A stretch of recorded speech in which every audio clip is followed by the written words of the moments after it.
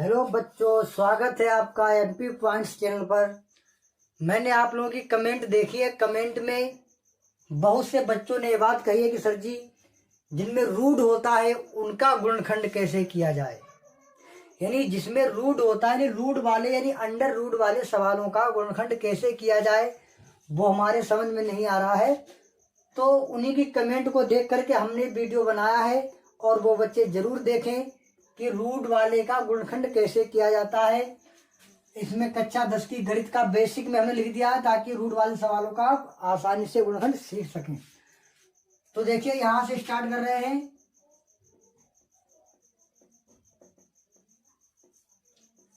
पहला सवाल रूट वाला। पहला सवाल है √2x² प्लस के 7x प्लस का 5 √2 = 0। इसका हमें गुणनखंड करना है।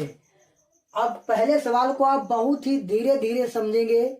इसके बाद यहाँ पे 4 सवाल करने हैं, 1 2 3 4 सवालों को, तो आप बहुत ध्यान समझिएगा।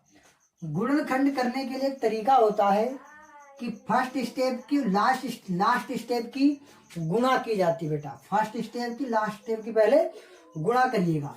तो चलिए पहले यहाँ पे गुणा कर रहे हैं। क्या हमारे पास है √2x² गुणे में 5 और √2 की गुणा करेंगे। क्या बता बेटा, हमने फर्स्ट स्टेप की और लास्ट स्टेप की क्या करेंगे, पहले गुणा की जाती है। तो गुणा करिएगा फर्स्ट की और लास्ट की। तो गुणा करने पर ध्यान देखिएगा, ये √2 के आगे 5 है, लेकिन इस √2 के आगे कुछ भी नहीं है। लेकिन एक बात याद रखिएगा, जहां पर कुछ नहीं वहां पर एक तो होता ही है। तो गुणा करिएगा, 5 की गुणा होगी 1 से, तो यानी 5 × 5 हो जाएगा।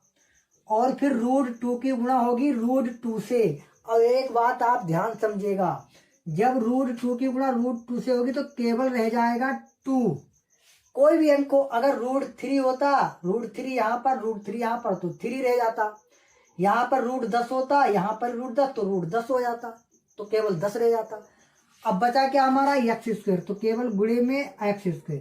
मतलब कितना आ गया हमारा, 5 दूनी 10 x²।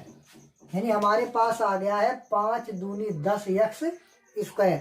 अब हमारे दिमाग में हमें एक आइडिया मिल गया है कि हमें, जब हमने फर्स्ट वाले की और लास्ट वाले की गुणा की तो हमारे पास 10 x² आया है। अब हमें 10 के ऐसे फैक्टर करने हैं ताकि जोड़ने पर कितना आ जाए, 7x आ जाए। तो देखिएगा, फैक्टर करने के लिए आप ऐसे इसको काट लिया करो। 2 से कटेगा ये, 2 पंचे 10, 5 × 5। चाहे आप पहले 5 से काट लें तो 5 दूनी 10, तो फिर लास्ट में 2 से कटेगा। कुल मिला करके जो 10 के फैक्टर बनेंगे बेटा, वो केवल हमारे पास 2 ही आ सकते हैं, 2 या फिर 5, या पहले 5 बाद में 2। अब इन फैक्टरों को तुम्हें ऐसे लिखना है ताकि जोड़ने पर 7x आए और गुणा करने पर 10x² रहे। ध्यान रखना है, जोड़ने पर कितना आए हमारे पास, 7x आए, लेकिन अगर इनकी गुणा की जाए तो हमारे पास 10x² ही आए। तो ध्यान देखिएगा, बहुत सिंपल है। इसको क्या कर देंगे हम, 5x और प्लस का 2x ले लेंगे। क्या समझे बेटा, 5x प्लस का 2x ले लेंगे, क्योंकि 5x और 2x को जब आपस में जोड़ेंगे तो 7x हो जाएगा। जब गुणा करेंगे तो 5 दूनी 10 हो जाएगा, और x² हो जाएगा। इसका मतलब 5x और 2x को लेना सबसे ही सही है। तो पहली स्टेप को ऐसे लिखते हैं, प्लस जो 7x है वहां पर कितना लिखेंगे, 5x प्लस का 2x। फर्स्ट स्टेप को भी वैसे लिखते हैं, वैसे लास्ट वाली स्टेप को भी हम वैसे लिख देंगे, बराबर 0। अब ये 2 बना करके कॉमन लेंगे। तो ध्यान समझिएगा बेटा, यहां पर तुम्हें क्या कॉमन मिलेगा, यहां पर क्या कॉमन मिलेगा तुम्हें, या एक काम करिए, इससे पहले एक स्टेप और बढ़ा लीजिएगा तो तुम्हें और अच्छा समझ में आएगा। ये √2x² प्लस का 5x को बिल्कुल वैसे लिख दो, प्लस देखो यहां पर √2 है और यहां पर केवल 2 है। तो हमने आपको बताया है कि अगर कहीं पर भी 2 लिखा हो तो उसको आप √2 और गुणे √2 लिख सकते हैं। ये बात आप समझ लो, क्योंकि जब √2 की गुणा √2 से जब होगी तो उसका मान केवल 2 ही हो जाएगा। तो √2 की गुणा जब √2 से करेंगे तो केवल हमारे पास कितना हो जाएगा, 2 हो जाएगा। तो इसका मतलब ये है कि जहां पर 2 है वहां पर हम √2 गुणे √2 और x को लिख सकते हैं। मतलब कि हमने 2 को तोड़ दिया, √2 गुणे √2 को। अब ये बात समझने की कोशिश करो, हमने 2 को क्यों तोड़ा, क्योंकि आगे √2 है और हमें पता है 2 को हम √2 गुणे √2 में तोड़ सकेंगे, तभी तो हमें √2 कॉमन मिल पाएगा। तो आगे की स्टेप बिल्कुल वैसे ही 5 √2 और बराबर 0 लिख देंगे। इतनी बात तो समझ चुके होंगे आप। अब बना लीजिएगा 2 इधर से और ये 2, ये पूरा एक ही टर्म है, मतलब यहां से यहां तक एक टर्म है, क्योंकि टर्म जो होता है हमेशा प्लस या माइनस अलग करता है। तो इन दोनों से कॉमन मिलेगा केवल हमें x, यहाँ पर बचेगा √2, यहाँ पर 2x थे 1x गया तो 1x कॉमन मिलेगा, प्लस यहाँ पर बचेगा केवल 5 क्योंकि x था वो भी चला गया बाहर, फिर प्लस यहाँ पर भी √2 है, यहाँ पर भी √2 है तो √2 को ले लेंगे कॉमन, तो अंदर बचेगा हमारा √2 और केवल x, क्योंकि एक ही तो √2 कॉमन लिया, एक √2 बचा है। यहाँ से भी हमारा √2 कॉमन चला गया तो केवल बचा प्लस का 5 बराबर 0। अब देखिए ये और ये एक जैसा बनना जरूरी है। अगर ये एक जैसा बन रहा है समझिए हमारा सवाल बिल्कुल ही सही लग रहा है। तो √2x + 5, इसको क्या काम करेंगे, एक ही बार लिखेंगे और इसको इसके साथ लिख देंगे, x प्लस का √2 बराबर 0। अगर हमें हमारा गुणनखंड हो गया, लेकिन अगर हमें x का मान चाहिए तो √2x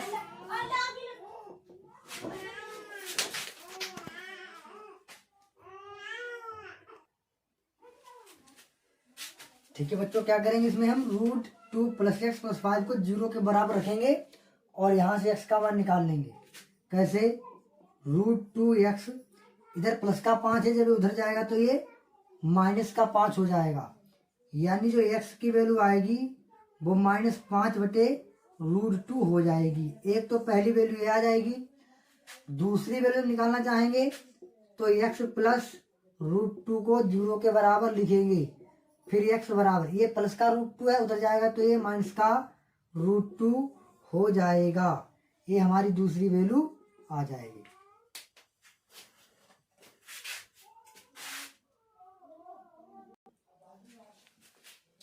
चलिए बात करते हैं क्वेश्चन नंबर 2 की। क्वेश्चन नंबर 2 है 3x² - 4 √3x + 4 बराबर 0। वही तरीका पहले बेटा, बाहर वाले की बाहर वाले गुणा करेंगे तो यानी 3x² की गुणा करेंगे हम 4 से, तो हो जाएगा 3 चौकू 12 और x का हो जाएगा x², 3 चौकू 12 x²।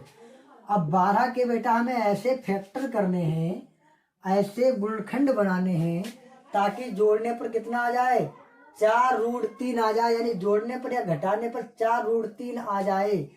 तो एक काम करिएगा, अगर हम 4√3 को माइनस का 2√3 माइनस का 2√3 कर दें x और माइनस का दूसरा 2√3 अगर x कर दें तो ध्यान देखिएगा हमारा 4√3 बन जाएगा। कैसे बन जाता देखिए ध्यान से, यानी पहले जो चीज मतलब 2√3 और x तो इधर माइनस तो माइनस माइनस जुड़ तो जाएगा लेकिन रहेगा माइनस का ही, तो √2 मतलब 2 और 2 हो जाएगा 4 और √3 हमारा ऐसे रहेगा और x भी हमारा ऐसे ही रहेगा। तो देखिए ध्यान से, जब हमने माइनस का 2√3 ले लिया है, जब हमने माइनस का 2√3 ले लिया और इधर भी माइनस का 2√3 ले लिया तो हमारा जो है माइनस का 4√3 बन जा रहा है, बिल्कुल ही सही। अगर ये कैसे जोड़ा है, अगर आपको ये बात नहीं समझ में आ रही तो नीचे देखिएगा, माइनस का 2√3 x माइनस का 2√3 x, यहाँ दोनों माइनस माइनस है तो एक काम करिएगा, जो चीज कॉमन मिल रही है कॉमन ले लो। तो √3 यहाँ पर, √3 यहाँ पर भी, तो आप √3 और x को आप कॉमन ले लीजिएगा, बचेगा -2, फिर यहाँ पर भी -2। तो √3x गुणे ये -2, ये -2, तो माइनस का हो जाएगा 4, तो बराबर हो जाएगा -4 √3x। ये हमारा क्लियर हो जाएगा, यानी -4 √3x। तो ठीक है, आप समझ चुके हैं कि हमें 3x² -2 √3x लेना है, फिर -2 √3x लेना है, फिर +4 लेना है, बराबर 0 लेना है। ठीक है, अब क्या काम करेंगे, ये दो कॉमन ले लेंगे। तो इन दोनों में से क्या कॉमन मिल रहा है हमें, एक बात ध्यान देखिएगा, जैसे पीछे सवाल किया था हमने, यहाँ पर √3 है और यहाँ पर केवल 3 है, तो 3 को हम √3 गुणे √3 लिख सकते हैं कि नहीं, बताइए बेटा, लिख सकते हैं। 3 को हम √3 गुणे √3 आसानी से लिख सकते हैं। और साथ में क्या x², और यहाँ -2 √3 और x, और यहाँ पर क्या हमारे पास -2 √3x +4 बराबर 0। अब ध्यान देखिएगा, एक टर्म यहाँ से यहाँ तक, एक टर्म यहाँ से यहाँ तक, इन दोनों से क्या कॉमन मिल रहा है, देखिए √3 यहाँ पर, √3 यहाँ पर, तो √3 कॉमन ले लिया, और x यहाँ पर 2x है, तो x भी कॉमन ले लिया, यानी √3x कॉमन मिल जाएगा। तो जब यहाँ से √3 एक कॉमन चला गया, लेकिन एक √3 बचा है, और एक x कॉमन चला गया, तो एक x भी बचा है, फिर माइनस का यहाँ से √3 और x, देखिएगा √3 और x कॉमन चला गया, तो यहाँ पर केवल हमारा -2 बचा है। इतनी बात समझ में आई कि नहीं समझ में आई? अगर आपको समझ में नहीं आ रही है तो आप कमेंट में जरूर पूछिएगा। अब इन दोनों से बेटा क्या कॉमन मिलेगा, इन दोनों से कॉमन मिलेगा हमें 2, क्योंकि 2 यहाँ पर है और 4 यहाँ पर है, तो इन दोनों से कॉमन मिल जाएगा हमारा -2। तो कितना बचेगा, √3 और x, क्योंकि 2 ही तो कॉमन लिया है, √3x थोड़ी ना लिया है, तो √3x ऐसे रहेगा, प्लस का 4 से बेटा 2 आपके कॉमन चले गए, ध्यान देखिएगा, 4 से आपके 2 कॉमन चले गए, तो यहाँ पर कितने बचे हैं, तो यहाँ पर बचे तुम्हारे बेटा केवल 2। और एक बात ध्यान रखना है, जब आपने यहाँ पर माइनस कॉमन ले लिया है, तो यहाँ पर माइनस का ही बचेगा, क्योंकि माइनस कॉमन लेने पर जहाँ माइनस होता है वहाँ प्लस हो जाता है, जहाँ प्लस होता है वहाँ पर माइनस हो जाता है। तो -2 हो गया, बराबर क्या हो गया, 0। अब देखिए ये हमारा एक जैसा बन गया, तो इसको केवल एक जगह लिखेंगे, √3x - 2, और इसको इसके साथ लिखेंगे, तो √3x - 2 बराबर क्या हो जाएगा, 0।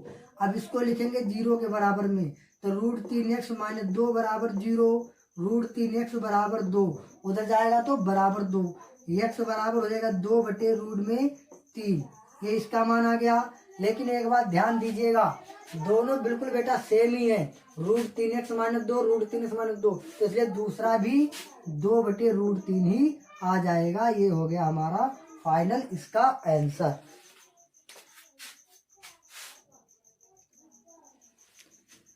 चलिए बात करते हैं क्वेश्चन नंबर 3 की। क्वेश्चन नंबर 3 हमारा किस प्रकार है बेटा, x² + 4 √2x + 6 बराबर 0।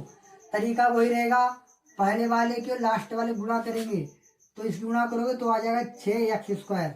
अब आपको दिमाग में ये समझना है कि 6x² के आप ऐसे फैक्टर करिएगा ताकि 4 √2x आ जाए, यानी 6x² के तुम्हें ऐसे फैक्टर करने हैं ताकि कितना आ जाए, 4 √2।